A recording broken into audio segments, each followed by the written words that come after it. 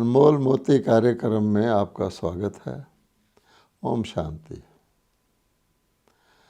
जब भी कोई व्यक्ति किसी ऊंचे लक्ष्य की प्राप्ति की ओर चलता है, ऊंचा लक्ष्य रखता है, तो उसको अपनी मंजिल तक पहुंचने के लिए कई बातें देखने में आती हैं। उसके मार्ग में कई विघ्न आते हैं, बाधाएं आती हैं, रुकावटें आती हैं। इसी तरह से कोई भी ऊंचा लक्ष्य रख लें तो उसमें उतार आते हैं, चढ़ाव आते हैं। तो हम देखते हैं जो पथिक होता है, जो यात्री होता है, वो जब ऐसी परिस्थितियां आती हैं तो उसका जो उमंग और उत्साह होता है वो कम हो जाता है और थोड़ी देर के लिए वो रुक जाता है।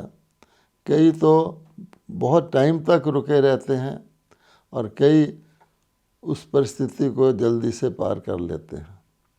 जैसे सूर्य का प्रकाश है, तो सूर्य का प्रकाश तो रहता ही है, लेकिन उसके आगे बादल आ जाते हैं।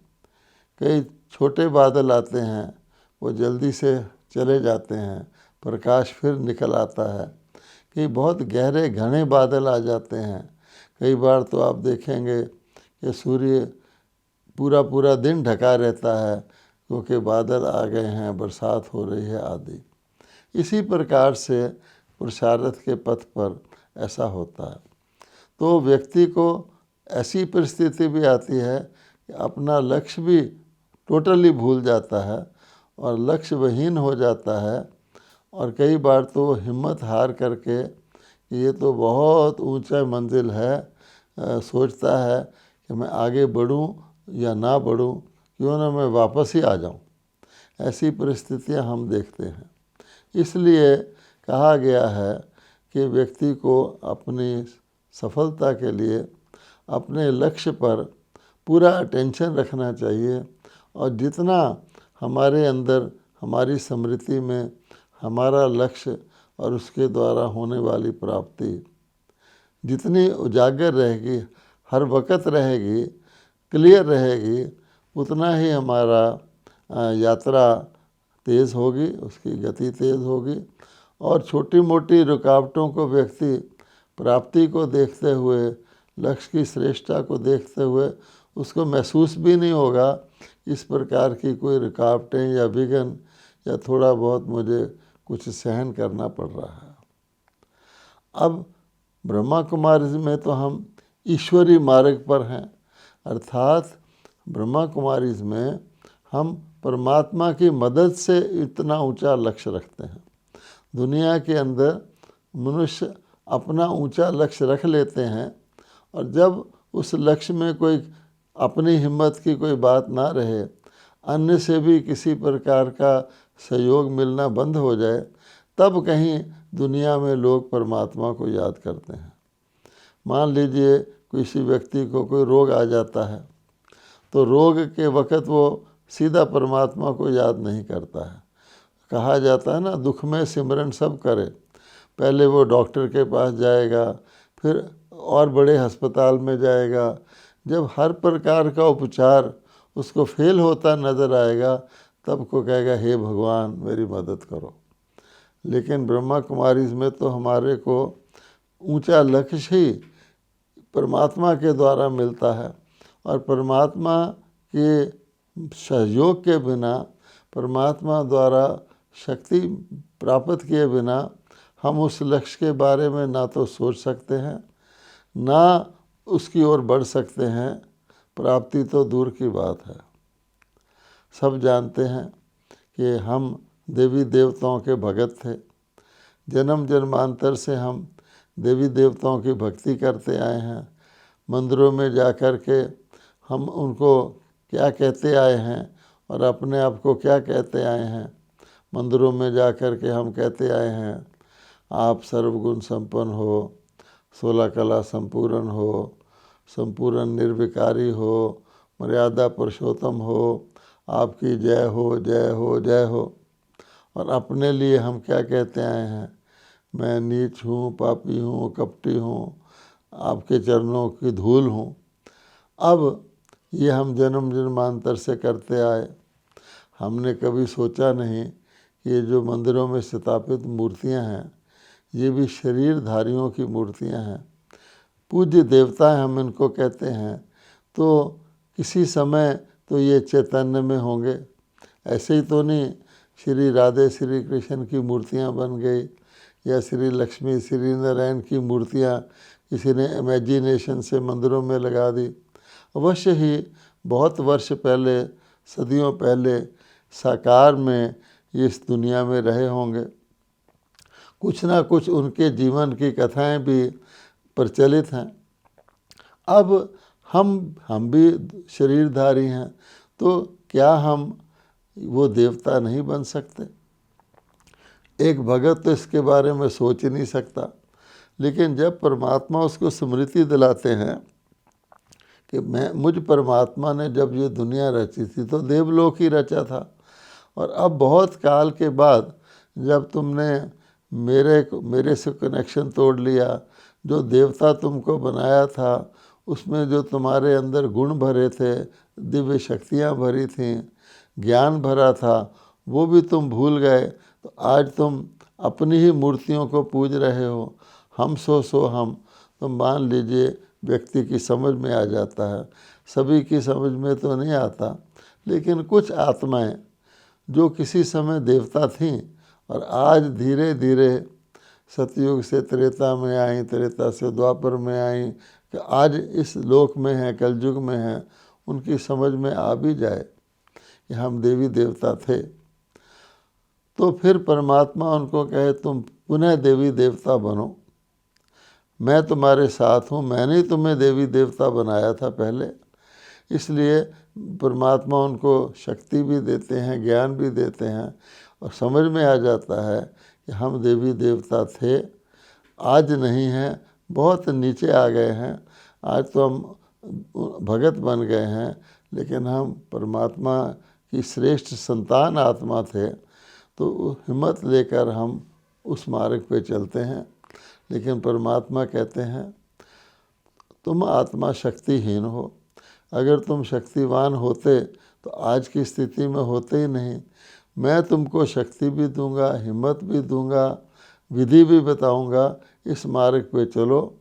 ये जो तुम हम सो हम का मंत्र पढ़ते आए, तुम समझते रहे मैं सो परमात्मा हूँ था, और परमात्मा ही आज आत्मा बन गया हूँ, फिर मुझे परमात्मा बनना है।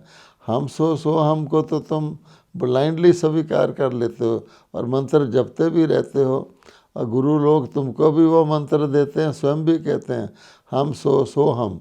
सो हम का मंत्र बहुत प्रसिद्ध है, लेकिन सो हम क्या, हम परमात्मा थे, हम परमात्मा बनेंगे, इसको मान लेते हैं। लेकिन जब भगवान कहते हैं कि मनुष्य आत्मा परमात्मा नहीं बन सकती, लेकिन देवता बन सकती है, और देवता थी, क्योंकि देवताओं को भी गॉड्स एंड गॉडेसेस, भगवान भक्तियाँ कहा गया है। क्यों कहा गया है? परमात्मा तो एक है, लेकिन परमात्मा के गुण देवी देवताओं में थे। इसलिए कहावत भी है कि परमात्मा ने मानव को अपनी छवि में रचा, ये मान्यता चली आती है। अब भगवान कहते हैं एक पथिक इस ऊंचे लक्ष्य को रख के ईश्वरी मार्ग पर, इस रूहानी यात्रा पर चल पड़ता है, जिसको ब्रह्मा कुमारी में योग की यात्रा कहा गया है या याद की यात्रा कहा गया है। यानी इस पार से उस पार जाना है। जिस यात्रा के नाम पर आज अनेक यात्राएं भी भारत में जन्म जन्मांतर से चली आती हैं, लेकिन उन यात्राओं में लोग अच्छे अच्छे पावन पवित्र मानकर तीर्थ स्थानों पर जाते हैं, फिर वापस आ जाते हैं।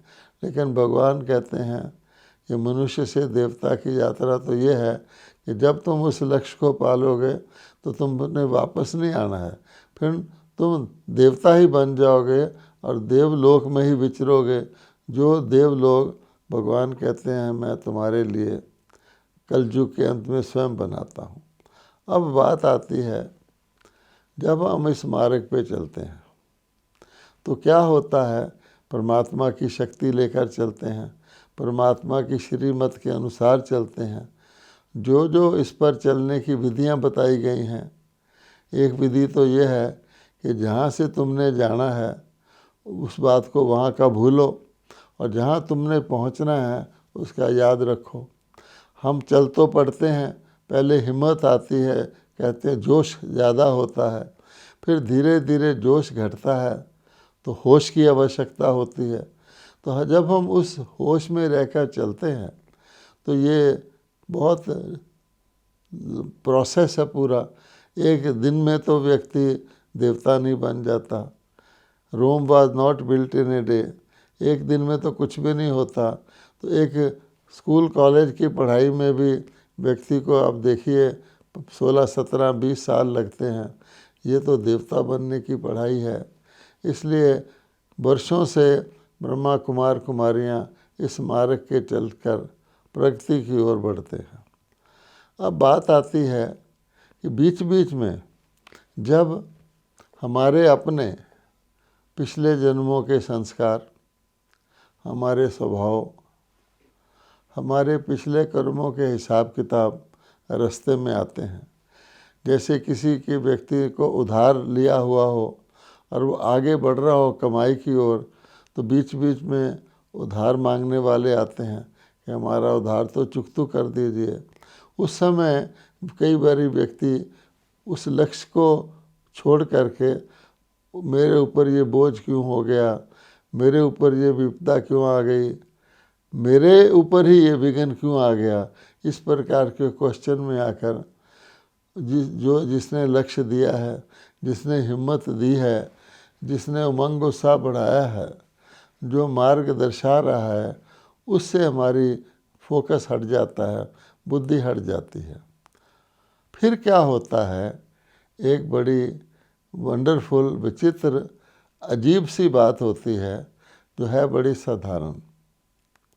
हम कहते हैं, हे परमात्मा, आपके मार्ग पर हम चल रहे हैं, आपके राय पर हम चल रहे हैं, जो कुछ आपने हमें बताया है, विधि बताई है, उस पर हम चल रहे हैं, और ये रास्ते में क्या आ गया।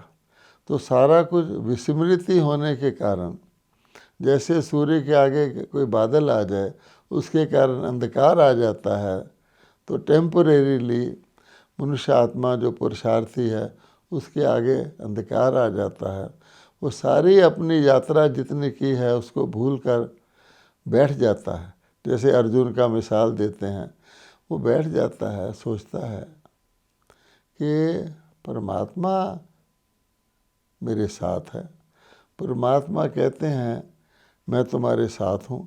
अब मैं जैसे थक गया हूँ या रुक गया हूँ, या जैसे कहते हैं आधा होश मुझे इस दुनिया का, आधा उस दुनिया का है, भगवान मेरी मदद करो। अब वो देखता है, मैं कह रहा हूँ भगवान मेरी मदद करो, भगवान की मदद तो मिल ही नहीं रही है। फिर उसके भक्ति के संस्कार जागते हैं कि भक्ति में भी मैं मूर्तियों के आगे कोई बात होती थी जाता था, हे भगवान मेरा मुकदमा जिता दो, हे भगवान मेरी नौकरी लगवा दो, हे भगवान मेरा इम्तिहान पास करा दो। ये सब भगत लोग करते हैं, प्रार्थना करते थे, फेथ रखते थे, फिर अपने आप ही शक आ जाता था, भगवान क्यों कराएगा, पढ़ाई तो मैंने नहीं की, मुकदमा तो मैंने लड़ा है, हे भगवान। तो अपने ऊपर ही संशय आ जाएगा। अगर परमात्मा उसकी मदद करना भी चाहे तो भगत खुद ही पहले मदद के लिए प्रेयर करता है, फिर नाउम्मीद हो जाता है। तो इसी प्रकार से अब ज्ञान के मार्ग में, ईश्वरीय मार्ग में चल रहे हैं तो कोई ना कोई परीक्षा आती है, और ये हम सब जानते हैं कि एक परीक्षा नहीं आती है। जैसे स्कूल कॉलेज की पढ़ाई में जब नई क्लास में जाते हैं तो फिर नई परीक्षा आती है।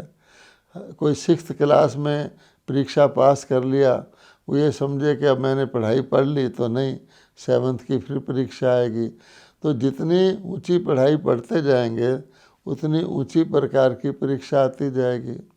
पहलवान से तो पहलवान ही लड़ता है, पहलवान के साथ कोई साधारण व्यक्ति तो नहीं लड़ता है। तो जितना ताकतवर पहलवान होता है उसके साथ उसी प्रकार का पहलवान लड़ता है।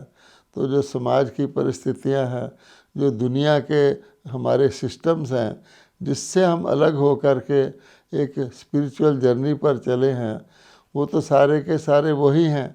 लेकिन जितनी जितनी हम आध्यात्मिक उन्नति करते हैं उसी अनुसार हमारी परीक्षा भी ऊंची और सूक्ष्म होती जाती है। पता ही नहीं लगता तो कहते ये पेपर कैसे आ गया। इसलिए जब ऐसी परिस्थिति समय समय पर आती है, भिन्न भिन्न जिसको माइलस्टोन कहते हैं, हमारी अगली उन्नति के लिए कोई परीक्षा आती है तो उसी प्रकार की होती है। जितना हमने प्राप्ति कर ली उससे ऊपर की होती है। तो स्वाभाविक है कोई पूरा अटेंशन ना रखता हो तो वो थोड़ा सा मायूस हो जाता है, अर्जुन की तरह बैठ जाता है और वो कहता है भगवान हमें शक्ति दो। अब देखता है कोशिश करता है, उसको शक्ति मिलती नहीं। फिर वो सोचने लगता है मैं परमात्मा का स्टूडेंट हूँ जो सर्वश्रेष्ठ सतगुरु है, इतनी दूर तक मैं आया भी, अब मुझे बिल्कुल भी मदद नहीं मिल रही। तो वो व्यक्ति फिर और निराश होता है कि अपने ऊपर संशय करने लग जाता है। अब भगवान ने कहा हुआ है निश्चयात्मक बुद्धि विजयंती संशयात्मक बुद्धि विनशंति। तो उसके अंदर एक अजीब तरह का जिसको कहते हैं मायूसी आ जाती है, मुरझाइश आ जाती है। फिर वो सोचता है भगवान के राह का पथिक मैं इतना उदास हूँ। फिर दुनिया के लोगों को देखता है, वो तो हंसते खेलते नज़र आते हैं। तो उसके अंदर और मायूसी आती है कि ये क्या, ये दुनिया के लोग तो कोई पुरुषार्थ भी नहीं कर रहे, ये तो हंसते खेलते हैं। मैं ऐसी स्थिति में हूँ जबकि मैं इतनी ऊंची मंजिल पर चल रहा हूँ। ऐसी परिस्थिति में हमें रुकना चाहिए और सोचना चाहिए। पहली बात यह है कि जिस व्यक्ति ने कॉलेज में पढ़ाई शुरू नहीं की, परीक्षा उसको क्यों आएगी। तो जो व्यक्ति ईश्वरीय मार्ग पर चल ही नहीं रहा वो तो नॉर्मल रहेगा। एक व्यक्ति कॉलेज में दाखिल नहीं हुआ लेकिन वो बाहर किसी दुकान पे कुछ सामान बेच रहा है, वो तो नॉर्मल दिखेगा। जो कॉलेज में दाखिल हुआ है उसके लिए परीक्षा आएगी। इसलिए जैसे कहा जाता है कोई व्यक्ति लॉटरी का टिकट ही ना खरीदे और सोचे मेरी लॉटरी निकल आएगी, तो कैसे निकल आएगी। दूसरी बात, चढ़ाई का रास्ता, लक्ष्य प्राप्ति का रक्षा ऊंचा होता है, तो ऊंची तरफ जाना के लिए कुछ पुरुषार्थ करना पड़ता है। नीचे उतरने के लिए तो कोई पुरुषार्थ नहीं है।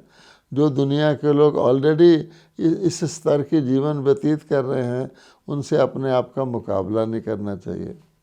अब रह गई दूसरी बात, परमात्मा ने कहा हुआ है मैं तुम्हें शक्ति दूंगा, मैं तुम्हें मंजिल तक पहुंचा के ही छोड़ूंगा, मैं परमात्मा हूँ।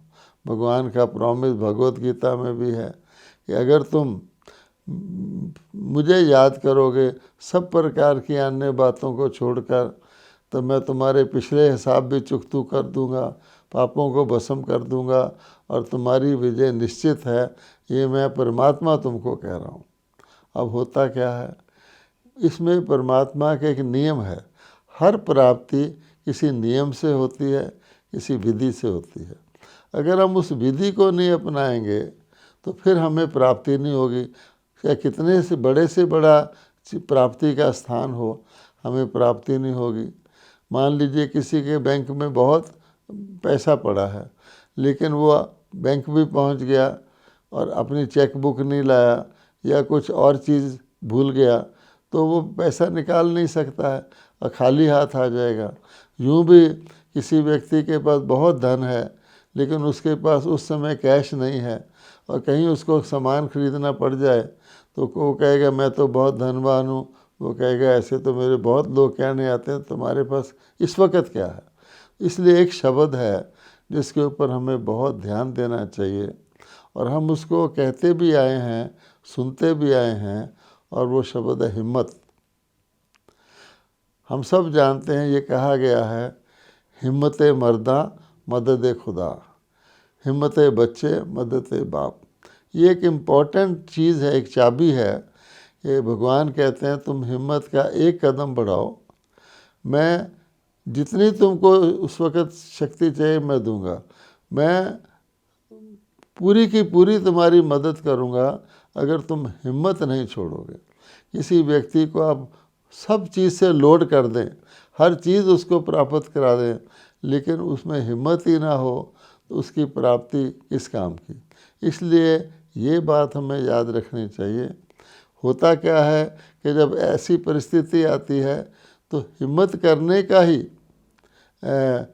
व्यक्ति नहीं कर पाता है। जैसे कहा जाता है ना, परमात्मा कहते हैं मुझे याद करो, मैं फ़ौरन तुम्हारी मदद को आ जाऊंगा। परमात्मा कहते हैं मैं तो तुम्हारा पिता हूँ, मेरा काम ही है तुम अच्छे आत्माओं की मदद करना, तुम जो ही मुझे पुकारोगे मैं आ जाऊंगा, मुझे याद करोगे। लेकिन उस समय वो याद भी नहीं करता व्यक्ति, उसके याद करने के अंदर से संकल्प ही जैसे दब जाता है। इसलिए भगवान कहते हैं हिम्मत करो, पक्की मेरी गारंटी है और हम लोगों ने अनुभव भी किया है कि जहाँ जहाँ हमने हिम्मत की है परमात्मा की मदद हमको मिली है। लेकिन हमें इस बात को उल्टा नहीं कर देना चाहिए कि हे भगवान पहले तू मदद दे फिर मैं हिम्मत करूं।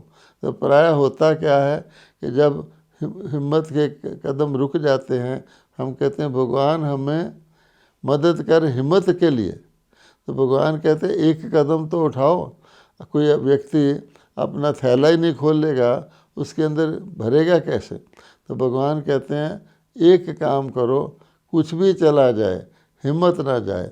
तो हिम्मत रखेंगे तो मेरी मदद आपको मिलेगी। ये नहीं सोचना भगवान मदद दे तो मैं हिम्मत करूं, ये फिर उल्टा लॉ हो जाता है।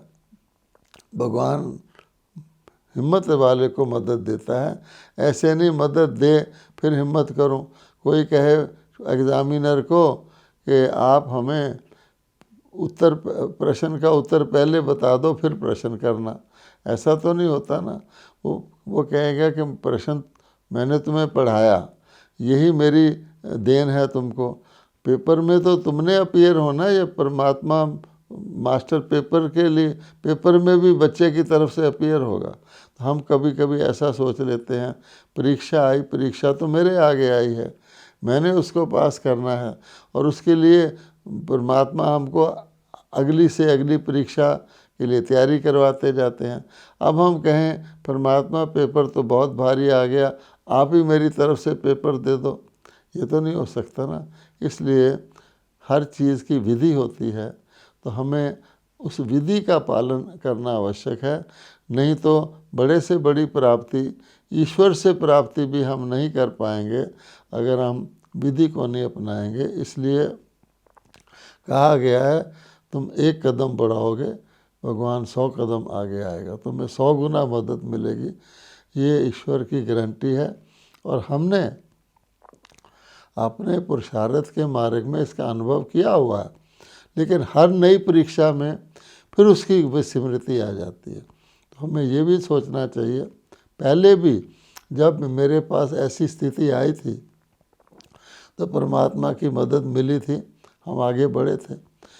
लेकिन जितनी देर लगाते हैं हम हिम्मत करने में, उतनी ही देर से हमें मदद मिलती है। ये मेहनत का रास्ता है।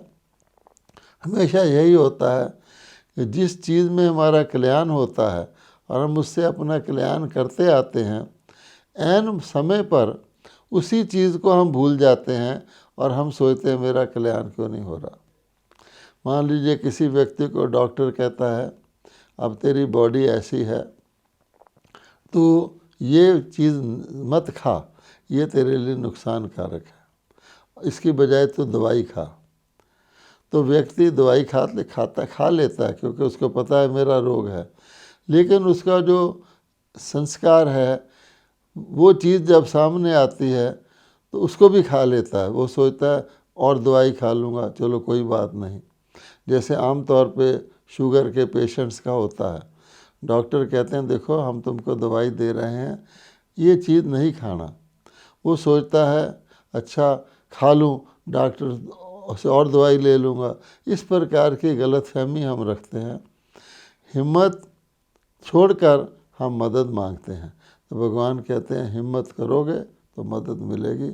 इस बात को हम ध्यान में रखें। ओम शांति।